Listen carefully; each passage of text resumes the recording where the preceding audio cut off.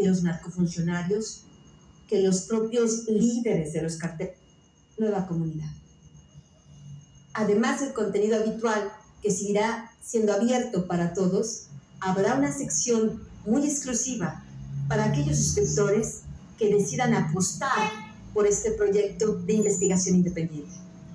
La plataforma para suscribirte es Patreon y podrás encontrar el link en la descripción de este episodio. En ninguna parte del mundo ejercer el periodismo debería significar poner en riesgo la vida o la integridad física, como ocurrió con la periodista María Gracia Cutuli y como ocurre con cientos de periodistas en el mundo. Como lo he explicado en nuestros episodios, en México los periodistas tenemos que resistir y que sobrevivir a dos frentes que tratan de silenciarnos.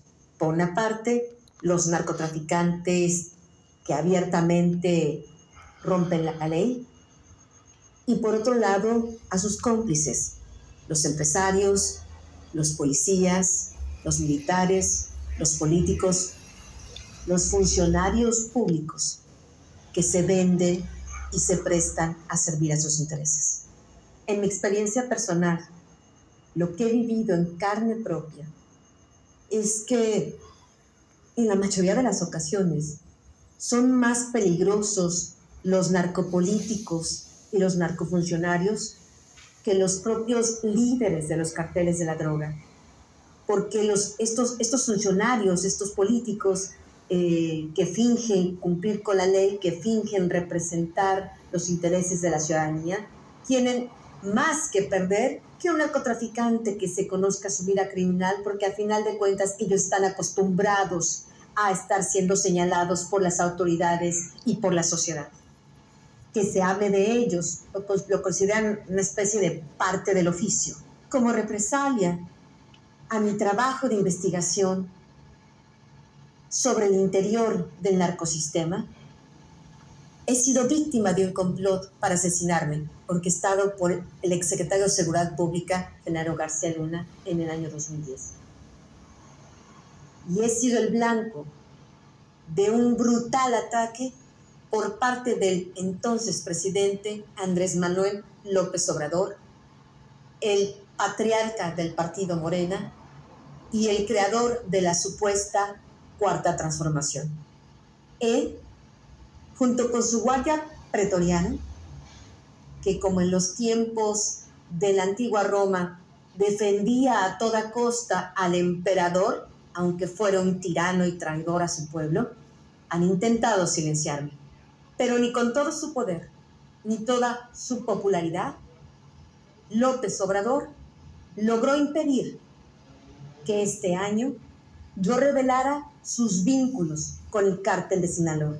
Y todo esto lo explico porque justamente en el episodio de hoy voy a presentar información exclusiva que tiene que ver con esos vínculos y con esa investigación. El 30 de enero pasado revelé en exclusiva que la agencia antidrogas DEA de Estados Unidos había hecho una investigación a la campaña presidencial de Andrés Manuel López Obrador en el 2006 y pudo comprobar que la organización de tráfico de estupefacientes más poderosa del mundo, el Cártel de Sinaloa, había financiado la primera campaña presidencial de López Obrador.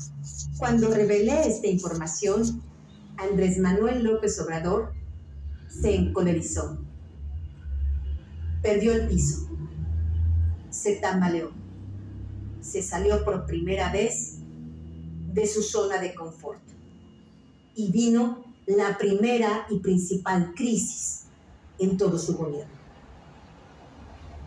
Ese mismo día, dos importantes medios de comunicación de Estados Unidos, horas después de mi publicación, publicaron dos investigaciones con un contenido muy similar.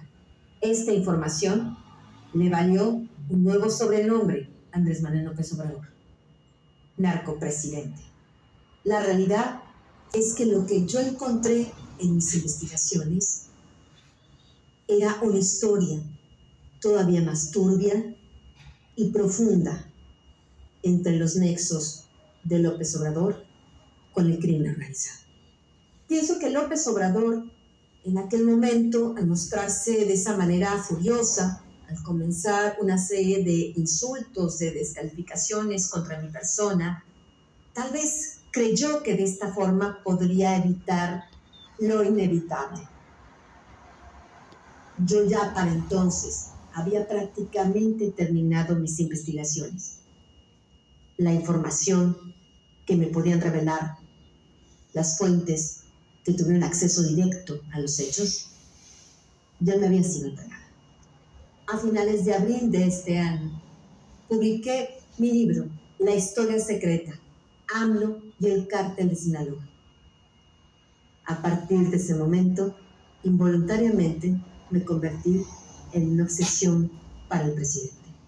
La inesperada detención de Ismael Zambada García, alias El Mayo Zambada, líder hegemónico del cártel de Sinaloa, ocurrida en Estados Unidos el 25 de julio pasado, puso aún más nervioso al presidente López Obrador.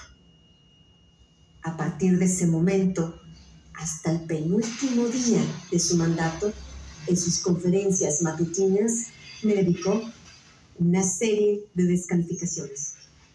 Atrás habían quedado las frases de López Obrador, donde él mismo me catalogaba como una periodista ejemplar y una ciudadana excepcional.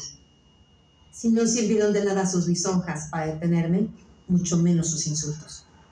Si López Obrador hubiera dedicado la misma intensidad con la que habló de mí a hablar de los crímenes que cometen cotidianamente los carteles de la droga y sus jefes, probablemente hoy México sería otro país. Pero no fue así, porque para el presidente yo era su enemiga. Los jefes de la droga, sus aliados.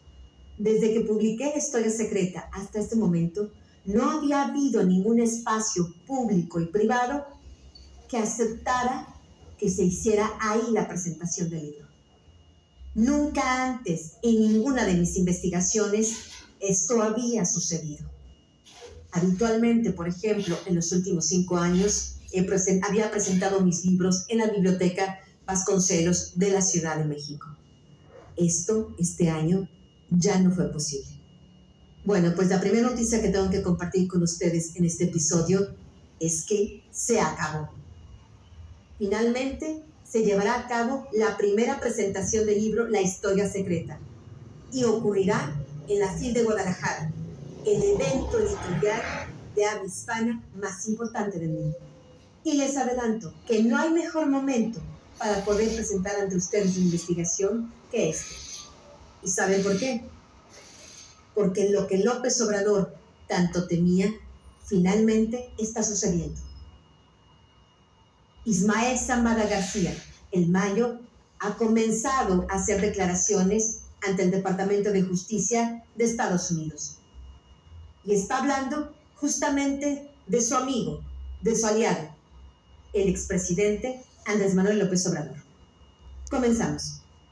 Ismael Zambada García, el Mayo Zambada, quien por décadas fue el principal líder del cártel de Sinaloa, ha comenzado a colaborar con el Departamento de Justicia de Estados Unidos y ya habló de sus vínculos con el expresidente Andrés Manuel López Obrador. La información fue confirmada por fuentes del gobierno de la actual presidenta de México, Claudia Sheinbaum, y por fuentes vinculadas a una de las agencias relacionadas con el proceso